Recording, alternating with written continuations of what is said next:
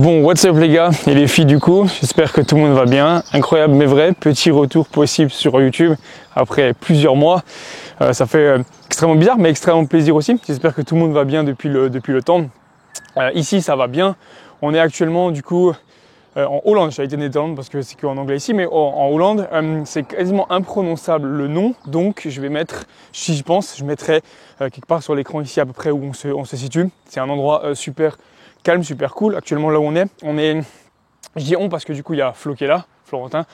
Pour ceux qui ont suivi un peu principalement sur Instagram, avec la Team Flo qui s'est agrandie du coup avec Florentin comme coach supplémentaire.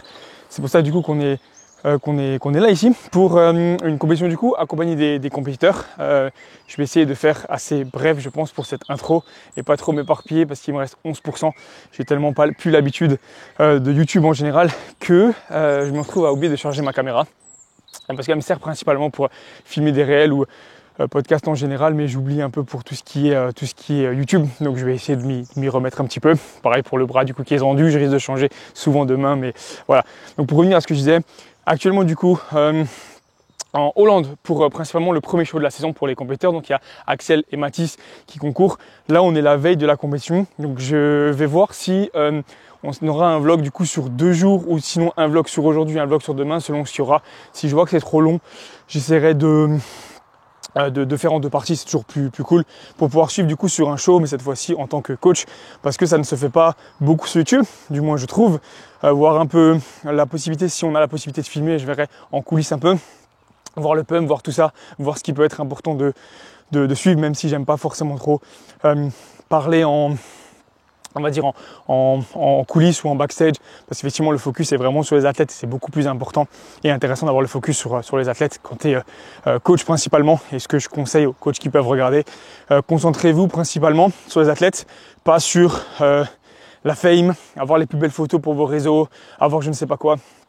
Je pense que c'est le plus important et avant tout, c'est principalement les résultats et le physique de vos athlètes avant à tout prix la fame sur les réseaux, les plus belles photos ou voir les gens qui vous connaissent sur les compétitions, etc. pour prendre des photos. Je pense que ça c'est en second plan, même si c'est très intéressant de pouvoir échanger avec tout le monde. Je pense que le focus doit être mis sur les athlètes, c'est le plus important. La compétition est demain, là on est le vendredi 18 avril du coup, donc on est au moment de Pâques au final.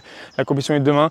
Là on devrait retrouver pour sûr déjà Mathis juste après dans une salle du coup normalement si elle est ouverte, équipée full Nautilus, donc ça peut être cool aussi de s'entraîner sur ce genre de machine là, sachant que actuellement du coup au blackout c'est un peu le matos que j'ai l'habitude d'avoir, donc aussi ça changera pas trop forcément, donc ça c'est bien aussi. La veille des shows, pour ceux qui ne le savent pas, généralement on a tendance à, pour les compétiteurs principalement, parce que là c'est plus important aussi, faire une séance du coup principalement qui est du pump pour faire, j'en ai déjà parlé je crois dans une vidéo pour ce que j'avais fait, et principalement du coup pour faire circuler les carbs. C'est pas une grosse séance, on va pas taper des paires, on va pas taper tout ça, généralement c'est vraiment la séance qui est placé sur le vendredi, ce genre de choses là. Donc généralement une séance qui est plutôt haut du corps, on essaie quand même de faire circuler les carbs principalement sur le upper, parce que les cuisses aussi proches de la compétition, même s'il n'y a pas une grosse intensité, même si c'est souvent des volumes ou que c'est un peu plus bas en termes d'intensité et de volume, elles auront tendance à se voiler un peu plus rapidement. Et évidemment les cuisses, en plus de pas les pumper pour la scène, on ne veut pas du tout qu'elles se voilent, parce que du coup elles auront vite tendance, comme j'ai pu dire, à se voiler,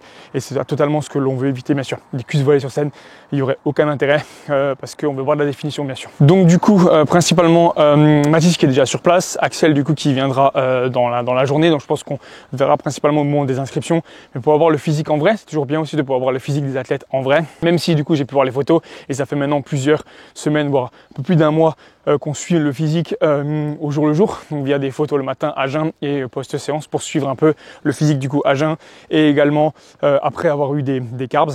Post-séance tu es plus du pump, c'est toujours intéressant sur ça. Les physiques sont prêts, les gars sont prêts, tout est prêt, on est prêt également. C'est le premier show de la saison et extrêmement hâte de ça, c'est toujours le premier show qui est toujours le plus intéressant, qui lance un peu la saison. Cette année il y a quand même environ un peu moins d'une dizaine de shows de prévus en comptant tout, si à chaque fois tout va bien, qualification, etc. Sachant que celui-là c'est le premier, puis ça va s'enchaîner après par la suite, surtout s'il y a une qualification du coup pour monde derrière, parce que c'est l'objectif INBA. Je sais même pas si j'ai dit du coup, mais la compétition actuellement, ça a déjà commencé par ça peut être intéressant. Et du coup INBA puis NBA Dutch Championship. Donc du coup, ici, là, en Hollande, c'est le premier INBA de la saison. Généralement pas mal de monde. Il y a 250 athlètes parce que c'est un des seuls shows en Europe qui permet du coup d'accéder après à... Alors c'est monde, mais du coup c'est plutôt monde Europe parce que je crois que ça se fait ici en Europe. C'est celui de la fin qui est vraiment un monde. Donc c'est un mix entre monde Europe, mais c'est plutôt quand même pour Europe. Et c'est le seul du coup, un des seuls du coup, où c'est une possibilité pour tout l'Europe de participer à ce show. Sachant que comme j'avais fait en NBFI, il n'y a pas forcément de gros challenge puisque du coup tu es en tant qu'étranger. Donc derrière, tu n'as pas forcément autant de renommée même si tu gagnes.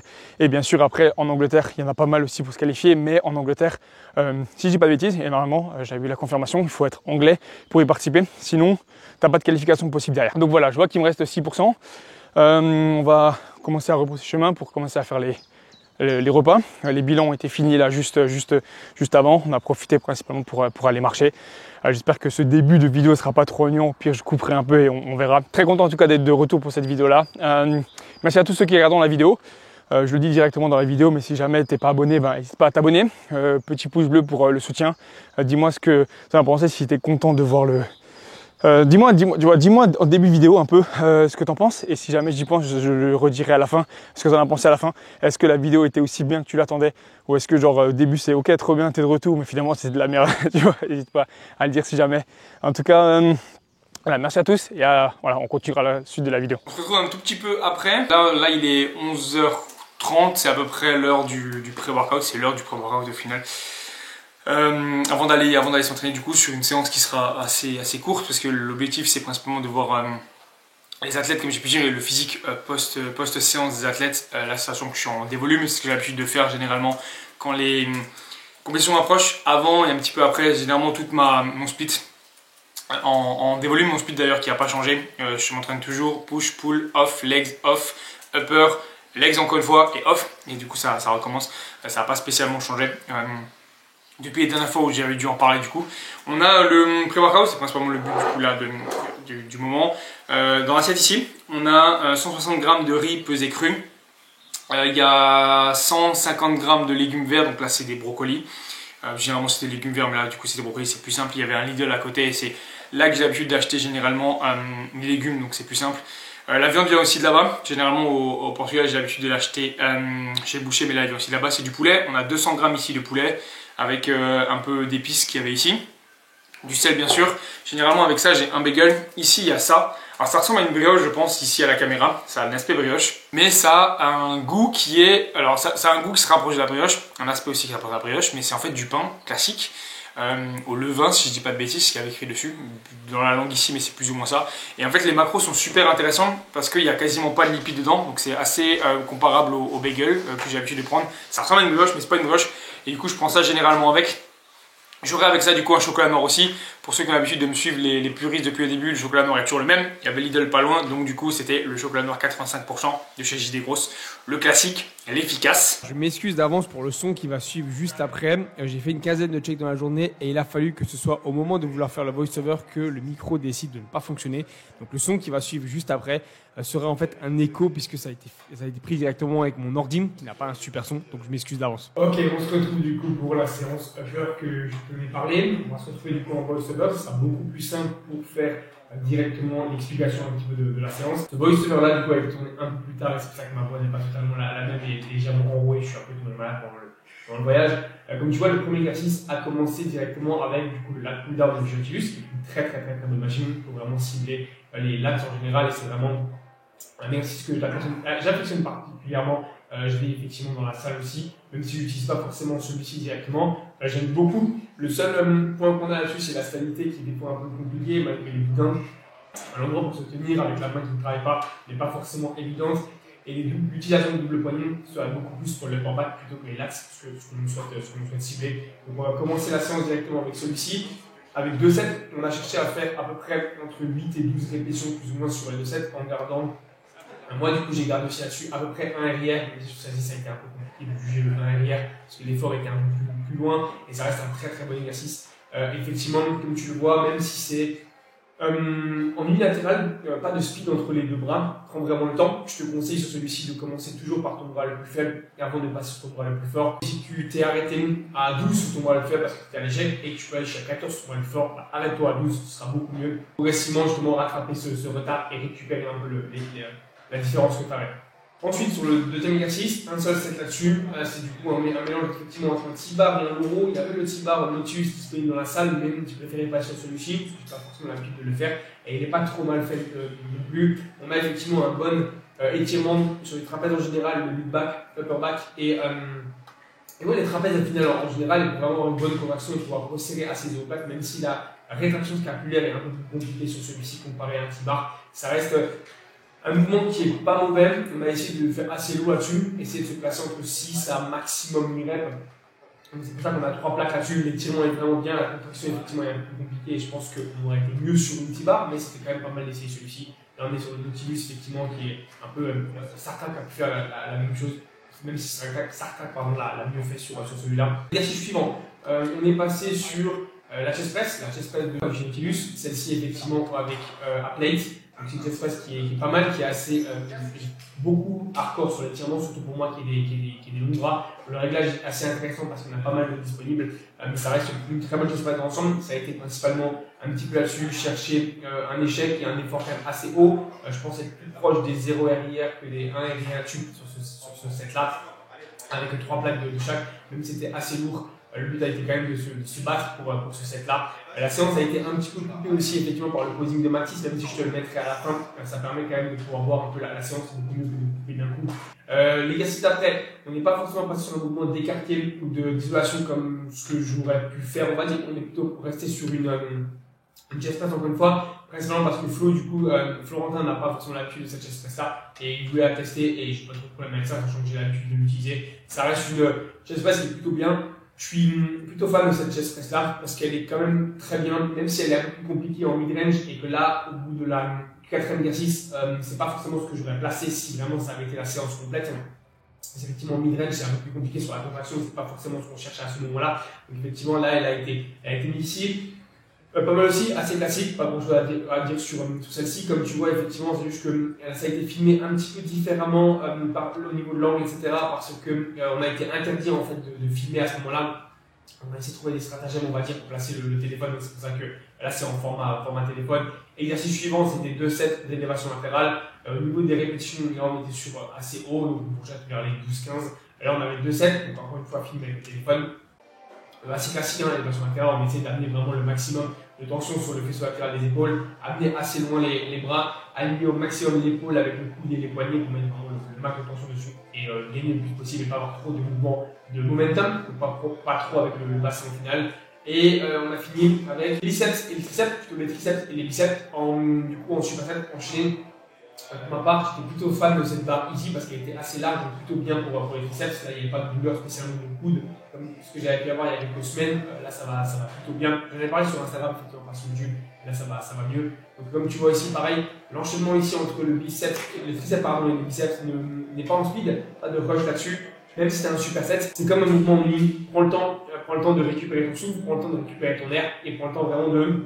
Simplement, en fait, prendre le temps de récupérer avant de repartir et pouvoir enchaîner. Donc là-dessus, j'ai fait 2 séries. Pareil, au niveau des répétitions, j'étais plus ou moins entre 8 et 12, histoire quand même d'avoir un assez lourd, sans non plus exagérer, on va dire, et quand même garder un mouvement. J'avais toujours un RIR sur les triceps, pareil également sur les biceps, histoire de ne pas me cramer trop et pouvoir récupérer correctement, parce que le focus là-dessus était vraiment de pouvoir être frais quand même pour le lendemain, conscient, on va dire, et prêt aussi pour le lendemain. C'était vraiment le but de cette séance-là. Voilà pour ce voice-over-là. On a fini ensuite avec du coup le posing de Mathis, comme tu peux voir un peu ici, dans les vestiaires, parce que pareil, la salle était super bien éclairée, mais il n'y avait pas forcément la possibilité malheureusement de poser dans cette salle. Si jamais je devais être amené à concourir, imaginons l'année prochaine là-bas, ou d'autres athlètes, etc., on choisira sans doute une autre salle, même si elle était bien équipée, c'est un petit peu dommage quand même d'avoir cet aspect posing qui n'est pas possible dans la salle alors que la lumière était pas trop mal. Donc, possiblement une autre salle, à voir si jamais. Ça dépendra bien sûr sur place et de ce qui est possible.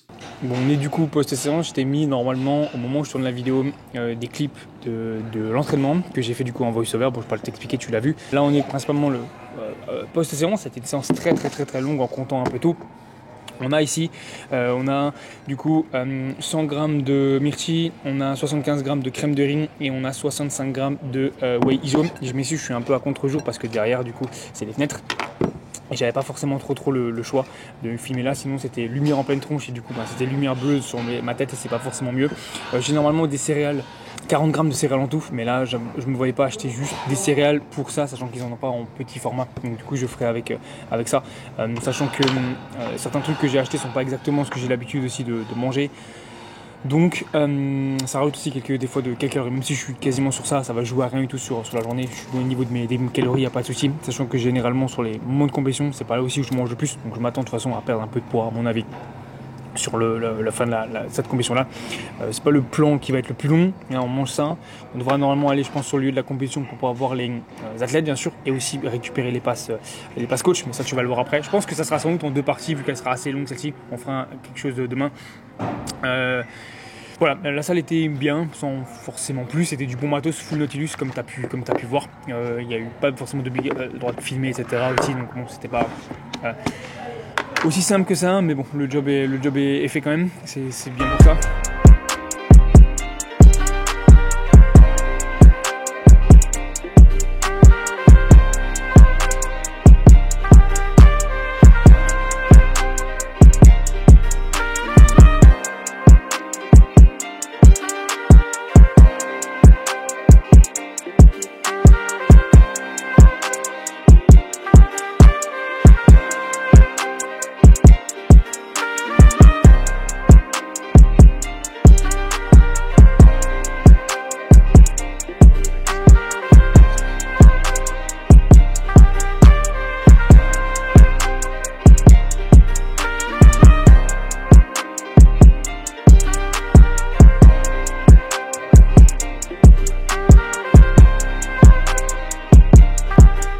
Là on est complètement après la compétition, il est quasiment 20h15, un truc comme ça. Une longue journée mais une journée ultra productive et ultra intéressante encore une fois. Retrouver l'odeur du tan et les compétitions c'est vraiment un super truc et ça me motive énormément pour demain.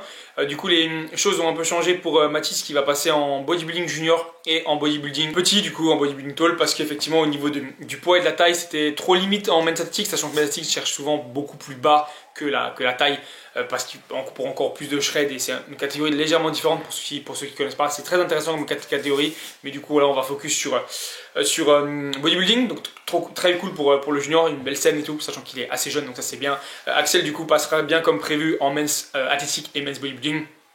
Ils sont prêts, ils sont bien secs, ils sont bien conditionnés, bien contents. Moi aussi je suis content de les avoir vus du coup et pouvoir bien demain les voir sur scène. Je pense que du coup là c'est un débrief parce qu'on va arrêter la vidéo là et on aura une demain, ce sera beaucoup mieux. Il y a failli avoir même pas de retour sur YouTube, même plus de caméra du tout. Au moment de partir, j'ai laissé poser la caméra en fait sur une table là-bas. Heureusement un gars l'a gentiment récupéré, sachant qu'on était déjà en route et prêt à partir. Mais finalement la caméra est là, donc du coup la vidéo peut se faire et je suis très content pour ça. Merci à tous d'avoir suivi la vidéo du coup jusqu'ici. On va se quitter et on se retrouvera alors. Ça sera un autre jour du coup sur YouTube, mais pour moi ce sera demain. On se retrouvera d'ici peu de temps. Merci à tous d'avoir regardé la vidéo. N'hésite pas à me faire savoir si jamais tu as regardé la vidéo en mettant un commentaire, me dire un peu ce qu'on a pensé, quelles sont les améliorations, c'est toujours cool. Est-ce que le retour a fait plaisir? Le petit pouce bleu si jamais bien sûr, l'abonnement si jamais t'es pas abonné. Je suis pas trop ça, qui est abonné, qui est pas abonné, qui regarde mes vidéos. Mais si jamais tu regardes mes vidéos et que t'es pas abonné, ben abonne-toi, profites-en. Je vais essayer de recommencer un petit peu, ce serait bien. J'avais parlé de 2 vidéos par mois. C'est toujours moins évident de vlogger quand t'es pas forcément en compétition, tu vois, parce que c'est un peu plus routinier. Si jamais effectivement t'as envie de voir une prep dans un cadre qui est assez proche du mien, puisque c'est le même appartement et le même endroit, je t'invite à aller sur la chaîne du coup de Ophélie qui fait des vidéos toutes les semaines, au moins une fois par semaine, pour raconter du coup sa prep, comment ça se passe, etc. Tu vois sans doute dans certaines vidéos. Si jamais t'es en manque de vidéos de moi, j'en sais rien, tu vois, ou t'as envie de voir des trucs comme ça, j'abuse peut-être, mais voilà, de temps en temps. Suis-moi sur Instagram si jamais, ok? Je pense que c'est là que tu as le plus de chances de me voir au quotidien, parce que c'est là que je publie le plus au final, tu vois, ce genre de choses là. Voilà, j'espère que la vidéo a plu et à la prochaine. Ciao tout le monde, merci encore.